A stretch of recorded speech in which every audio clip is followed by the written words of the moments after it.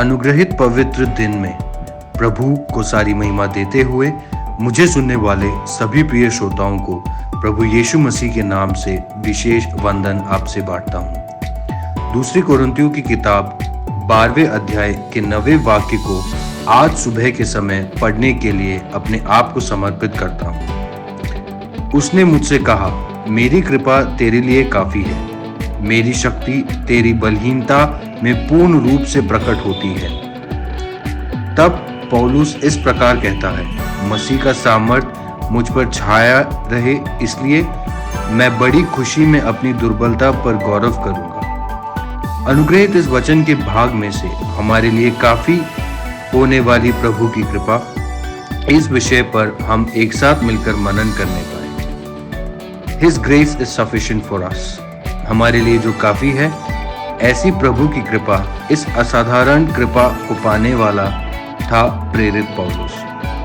उन्होंने इसी अध्याय के 11वें वाक्य में अपने आप को सभी श्रेष्ठ प्रेरितों से छोटा नहीं माना है। इसलिए 12वें वाक्य में इस प्रकार कहता है कि वो एक प्रेरित है जो सेवकाई में पूर्ण सहनशीलता, चिन्हों के द्वारा, अद्भुत कार्य और वीरता के काम से चलते रहते हैं। लूका नामक चिकित्सक द्वारा, जो कि प्रभु का दास भी थे, प्रेरितों के काम की किताब के 19वें अध्याय के 11वें वाक्य में इस प्रकार लिखते हैं, प्रभु ने पौलुस के द्वारा असाधारण वीरता के काम करे। उन्होंने अपने सेवकाई के अंतिम दिनों में भी माल्का नामक द्वीप पे खुद को काटने वाले सांप को झटका कर आग में डाल दिया।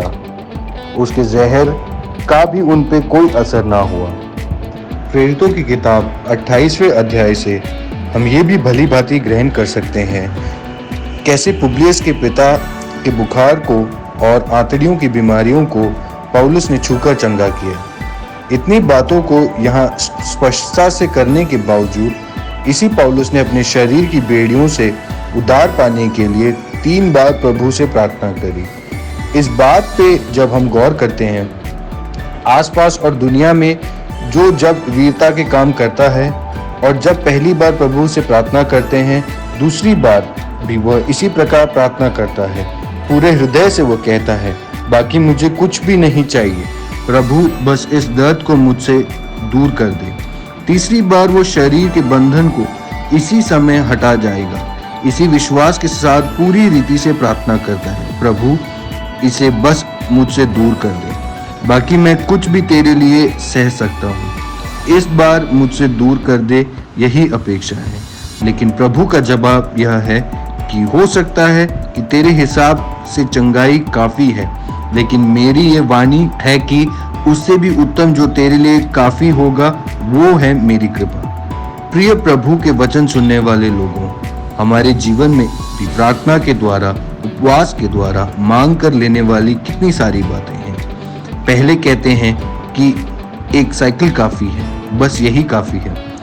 लेकिन जैसे जैसे समय और साल गुजरते गए, हम कहने लगे कि एक 2 पहिया गाड़ी काफी है, फिर वह एक स्पोर्ट्स बाइक हो गई, फिर वो एक 4 पहिया गाड़ी हो गई, और ऐसी हमारी अपेक्षाएं समय के साथ बढ़ती गई। सिर्फ एक काफी है ऐसा कह के शुरू करने वाले हम आज तक अपनी उपेक्षाओं के अंत तक नहीं पहुंच पाए हैं। प्रिय लोगों, प्रभु की कृपा जिसमें नहीं है, ऐसा धन हमें नहीं चाहिए, और यही हमारी प्रार्थना भी होनी चाहिए। प्रभु तेरी कृपा जिसमें नहीं, ऐसी नौकरी मुझे नहीं चाहिए। तेरी कृपा जिसमें नहीं, ऐसी शादी और परिवार मुझे नहीं चाहिए। प्रभु की कृपा जिसमें नहीं, ऐसी पढ़ाई मुझे नहीं चाहिए, बल्कि कृपा से भरी बातें, कृपा से भरा जीवन, कृपा से भरी सामाजिक चाल चलन, कृपा से भरी उच्च शिक्षा, प्रभु की कृपा से भरी योग्यता, सिर्फ ये मेरे लिए काफी है।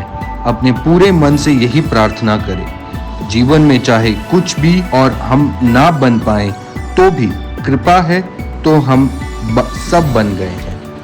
मुझे सुनने वाले श्रोताओं, जीवन के हर एक अनुभव में आज की सुबह आप निराश हो सकते हैं, परंतु निराश ना होकर और ना ही टूटकर कृपा चाहिए। सिर्फ कृपा ही काफी है।